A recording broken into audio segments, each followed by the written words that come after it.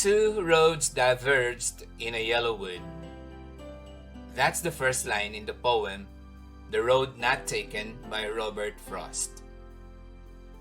Each time you wake up in the morning and you stand at the fork in a road, one path leads to self-complacency and the other to self-improvement. And sorry I could not travel both, and be one traveler. Long I stood and looked down one as far as I could to where it bent in the undergrowth. You wouldn't be able to see what lies ahead because the forest of life is dense and the road is not straight. All I can tell you is you will either bear the consequences or enjoy the results of choosing which way to go. And you were not born yesterday not to know the repercussions of self-complacency and the effects of self-improvement. You know which direction leads to ruin and which one winds through the valley of success and happiness. But the road to self-improvement is either not taken or the one less traveled because it is easier, if not intuitive, for people to be complacent. Well, according to scientists, we should blame our brain for this. And this is where we're good at putting the blame on someone or something else. The scientists, say that we are naturally wired to prefer either lying on the couch or sleeping. We are naturally lazy. We hate getting out of our comfort zones. We want things to be given to us in a silver platter. Thus, then took the other as just as fair and having perhaps the better claim, because it was grassy and wanted work. We don't want to read or do any personal growth and development program, dropping as our excuse the lack of time to do it.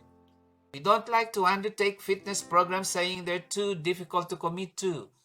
We don't believe in the value of proper nutrition, reiterating that we have the right to eat whatever and whenever we want.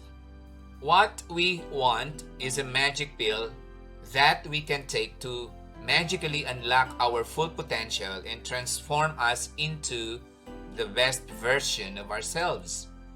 The bad news is, there's no such pill and there will never be. Self-improvement is not a magic pill to take, but a Mount Everest to climb. Sometimes, when you feel like finally wanting to walk the path to self-improvement, this is what you say. Oh, I kept the first to another day. But having enjoyed your journey in the lane of self-complacency, you would exclaim, yet knowing how way leads on to way, I doubted if I should ever come back. Well, God has given us free will. We live life the way we want. Nobody could ever coerce us into doing what we don't like. But just don't forget that whatever becomes of you when you get to the end of the path you decided to take, when you came to that fork in the road, is your personal choice. Life is the sum of all your choices. That's from Albert Camus. We indeed have the freedom to choose.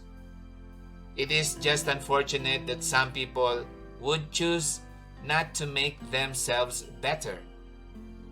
Free will is both a boon and a bane. But should you decide to take the road not or less traveled, the road to self-improvement, this is what you would say when every strand on your hair turns gray. I shall be telling this with a sigh, somewhere ages and ages hence. Two roads diverged in a wood, and I took the less traveled by, and that has made all the difference. Ladies and gentlemen, right in front of you is a fork.